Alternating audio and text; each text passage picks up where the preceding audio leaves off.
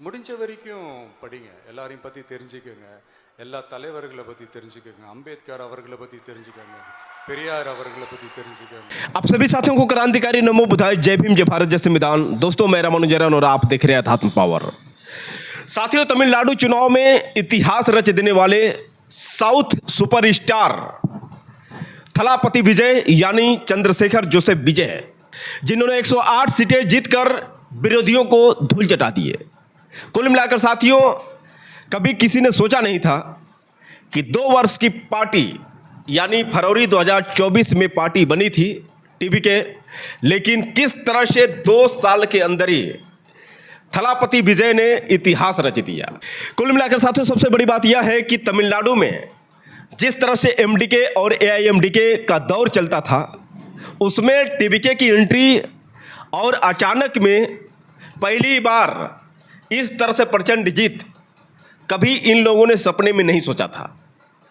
और साथियों, मज़े की बात यह रही कि दोनों पार्टियां, एमडीके जो 59 सीटों पर सिमट गई और एआईएमडीके जो 47 सीटों पर सिमट गई। मज़े की बात यह ऐसा थी कि एमडीके और एआईएमडीके दोनों को अगर मिला दिया जाए तो भी टीवीके की बराबरी नहीं कर पाएंगे, यानी दोनों को मिला दिया जाए तो भी 108 सीटें नहीं हो पाएगी। तो यहाँ से साथियों आप समझ सकते हैं कि किस तरह से एक बहुत बड़ा बदलाव नज़र आया। और साथियों, यही बदलाव जो है कहीं ना कहीं मनुवादियों को हजम नहीं हो रहा है।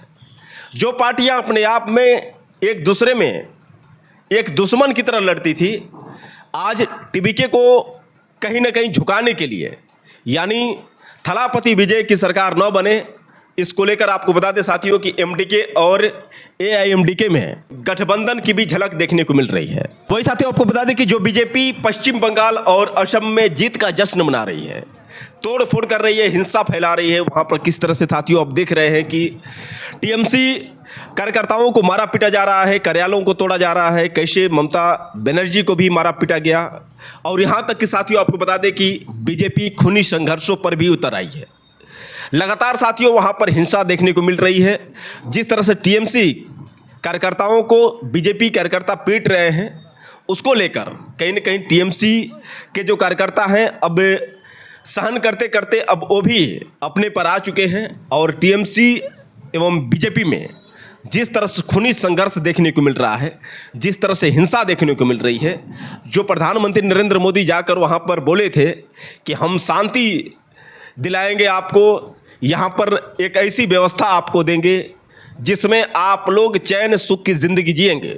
लेकिन जैसे ही चुनाव के नतीजे आए साथियों, उसके बाद जिस तरह से बीजेपी के कार्यकर्ताओं ने हिंसा वहाँ पर फैलाई है, आप वीडियो में देख सकते हैं साथियों कि किस तरह से वहाँ पर हिंसा देखने को मिल रही है, कैसे वहाँ पर तोड़ फोड़ की जा रही है। चारों तरफ पुलिस की पहरेदारी अब लग चुकी है। कुल मिलाकर साथियों, ममता बनर्जी ने साफ तौर से सीधे ये कह दिया है कि हमारे साथ गोलमाल हुआ है, कहीं ना कहीं हमारे साथ जिस तरह से बीजेपी ने छल किया है, इसको हम माफ़ नहीं करेंगे। और कुल मिलाकर साथियों आपको बता दें कि ममता बनर्जी जो इस्तीफा देने से मना कर दी हैं, और यहाँ तक कि आपको बता दें कि इंटरनेशनल कोर्ट तक जाने की सोच रही हैं, यानी सुप्रीम कोर्ट छोड़कर अब इंटरनेशनल कोर्ट तक पहुँचेगी ममता बनर्जी। तो कुल मिलाकर ममता बनर्जी जो है हार नहीं मानने वाली हैं, और वो मानती है कि बीजेपी ने छल किया है।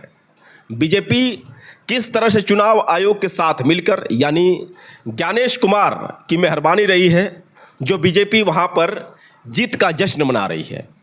एसआईआर के ज़रिए 91 लाख वोट काटे गए। उसके बाद ज्ञानेश कुमार की मेहरबानी और ईवीएम की मेहरबानी से किस तरह से बीजेपी वहाँ पर जीत का जश्न, झूठा जश्न मना रही है। इसको लेकर ममता बनर्जी काफ़ी नाराज़ हैं और किसी भी कीमत पर वह पीछे हटने वाली नहीं है। लड़ेंगी और तब तक लड़ेंगी जब तक उनको न्याय नहीं मिल जाएगा। बता दें साथियों कि विपक्ष भी इस पर कहीं ना कहीं जो है ममता बनर्जी का साथ देने का प्रयास कर रहा है। अब देखते हैं कि ममता बनर्जी की जीत होती है या फिर लोकतंत्र की हार होती है। कुल मिलाकर साथियों कोलकाता का तो ये हाल है, लेकिन तमिलनाडु में जिस तरह से थलापति विजय को रोकने का प्रयास किया जा रहा है। आपको बता दें साथियों कि भाजपा द्वारा चुने गए राज्यपाल राजेंद्र विश्वनाथ आर्लेकर, जिन्होंने लोक भवन में आमंत्रित किया था थलापति विजय को। जब थलापति विजय वहाँ पर पहुँचे, उसके बाद विश्वनाथ आर्लेकर ने उनको ये कहा कि आपको अपनी सरकार बनाने के लिए 118 विधायकों का सिग्नेचर लाना पड़ेगा। यानी जब तक आप 118 विधायकों का सिग्नेचर नहीं लाते हैं, तब तक आपको हम सरकार नहीं बनने देंगे। कुल मिलाकर साथियों, जैसा कि आप जानते हैं कि 108 सीटें पाए हुए हैं थलापति विजय। 5 सीटें जो है कांग्रेस उनको पूरी तरह से समर्थन में दे दी है। अब उनको ज़रूरत है सिर्फ 5 सीटों की।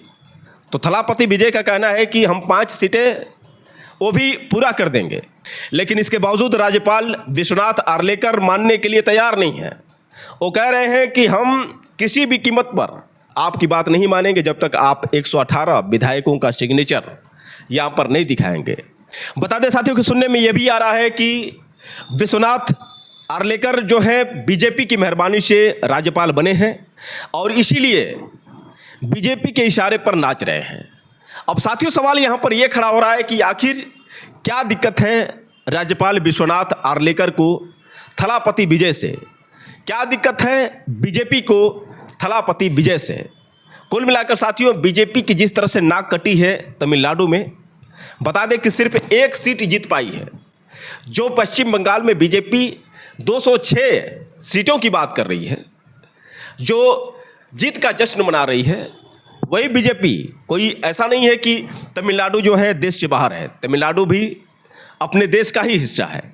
लेकिन जो हर हर मोदी घर घर मोदी का नारा लगाते हैं, कैसे तमिलनाडु में फ्लॉप हो गए। 1 सीट सिर्फ बीजेपी जीत पाई है साथियों तमिलनाडु में। अब बता दें साथियों कि बीजेपी को थलापति विजय से जलन क्यों है? क्योंकि थलापति विजय जो बाबा साहब डॉक्टर भीमराव अंबेडकर और पेरियार के विचारों पर चलने वाले हैं। थलापति विजय ईसाई परिवार से ताल्लुक़ रखते हैं और ईसाइयों से, मुसलमानों से कितनी दिक्कत है बीजेपी को आप अच्छी तरह से जानते हैं साथियों। और यही कारण है साथियों कि किसी भी कीमत पर बीजेपी नहीं चाहती है कि वहाँ पर एक नई पार्टी जो इतिहास रच चुकी है, केवल 2 वर्ष की बनी पार्टी टीवीके 108 सीटें जीती है। और यही कारण है साथियों कि बीजेपी को हजम नहीं हो रहा है और थलापति विजय को सरकार बनने से रोकने का प्रयास किया जा रहा है। एक विशेष रिपोर्ट देखिए साथियों, उसके बाद हम सीधे आपसे बात कर रहे हैं। रिपोर्ट्स के अनुसार गुरुवार को राजभवन के बयान में कहा गया है कि तमिलनाडु के राज्यपाल राजेंद्र विश्वनाथ आर्लेकर ने कल 7 मई 2026 को टीवीके के अध्यक्ष चंद्रशेखर जोसेफ विजय को चेन्नई स्थित लोक भवन में आमंत्रित किया। बैठक के दौरान राज्यपाल ने बताया कि सरकार गठन के लिए जरूरी तमिलनाडु विधानसभा में बहुमत का समर्थन स्थापित नहीं हो पाया है। तमिलनाडु विधानसभा चुनाव में तमिलिगा वेत्री कड़गम यानी टीवीके ने सबसे ज़्यादा सीटें जीतकर द्रविड़ पार्टियों को हराया। हालांकि 234 सीटों वाली विधानसभा में सरकार बनाने के लिए ज़रूरी 118 सीटों का आंकड़ा उसे नहीं मिला। द्रविड़ मुनेत्र कड़गम यानी डीएमके गठबंधन के साथ चुनाव लड़ने वाली कांग्रेस ने 5 सीटें जीती। डीएमके कांग्रेस गठबंधन जिसने पिछले 1 दशक से कई चुनाव एक साथ लड़े थे, अब टूट गया है। कांग्रेस ने कहा है कि वह विजय की टीवीके को सरकार बनाने में समर्थन देगी। हालांकि कांग्रेस के एक वर्ग ने चुनाव से पहले टीवीके के साथ गठबंधन करने की इच्छा खुलकर व्यक्त की थी, लेकिन जब डीएमके कांग्रेस गठबंधन के पास पूर्ण बहुमत नहीं है तो उसने टीवीके का समर्थन दिया है। ऐसे में टीवीके को कांग्रेस का समर्थन तो मिल गया है, लेकिन बहुमत का जादुई आंकड़ा अब भी दूर है।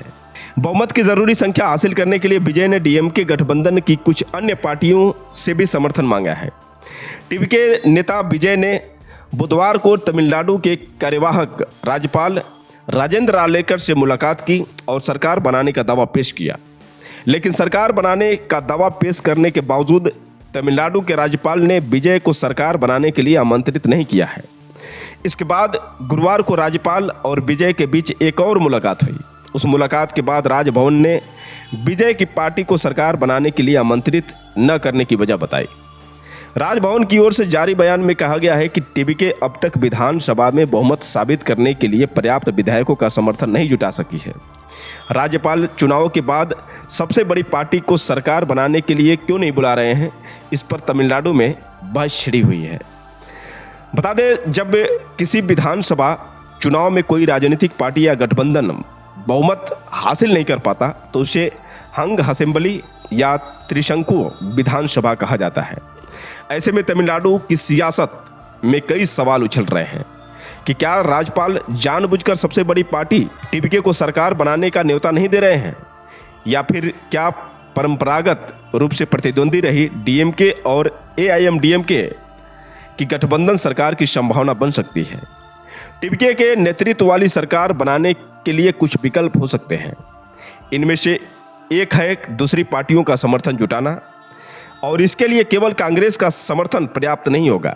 ऐसे में 2-2 सीट वाली भारतीय कम्युनिस्ट पार्टी यानी मार्क्सवादी और सीपीआई ने भी टीएमके को समर्थन देने के संकेत दिए हैं।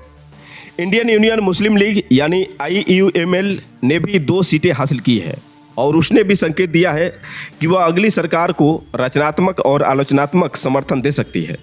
इस तरह से टीवीके प्लस की कुल संख्या 119 तक पहुंच सकती है, जो बहुमत के आंकड़े से आगे है। दूसरा विकल्प अल्पमत सरकार बनाने का है। सबसे बड़ी पार्टी होने के नाते राज्यपाल टीवीके को सरकार बनाने के लिए आमंत्रित कर सकते हैं। फिर टीवीके राज्य की सियासी पार्टियों को अपनी सहयोगी बनाने की दिशा में आगे बढ़ सकती है।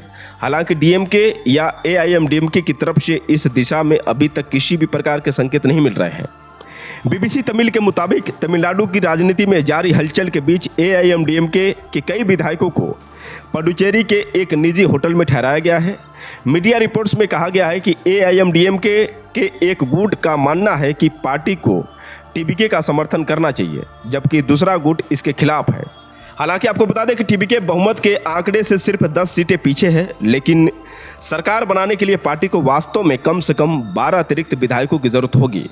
ऐसा इसलिए क्योंकि पार्टी में जीती हुई 108 सीटों में 2 तिरुचिरापल्ली ईस्ट और पेराम्बूर दोनों पर विजय ने जीत दर्ज की है। चुनाव आयोग के नियमों के अनुसार उन्हें 1 सीट खाली करनी होगी, जिससे पार्टी की संख्या घटकर 107 रह जाएगी। इसके अलावा पार्टी के एक विधानसभा अध्यक्ष स्पीकर को भी चुनना होगा। स्पीकर विश्वास मत के दौरान वोट नहीं देता, जिससे टीवीके की प्रभावी संख्या घटकर 106 रह जाएगी। वही बीबीसी तमिल के मुताबिक सेवानिवृत्त न्यायाधीश हरि परमंथमन कहते हैं कि राज्यपाल यह नहीं कह सकते कि यह केवल तभी शपथ ग्रहण करने की अनुमति देंगे जब पूरी संख्या दिखाई जाए। उन्होंने बीबीसी तमिल से बातचीत में कहा कि सरकार गठन के लिए आमंत्रित करने का अधिकार राज्यपाल के पास होता है। जब किसी पार्टी के पास स्पष्ट बहुमत न हो तब दावेदार पार्टी से संख्या साबित करने के लिए कहना गलत नहीं है। उन्होंने आगे कहा, लेकिन साथ ही यह नहीं कहा जा सकता कि पूरी ताकत दिखाने पर ही शपथ ग्रहण की अनुमति दी जाएगी। बहुमत साबित करने की सही जगह विधानसभा होती है।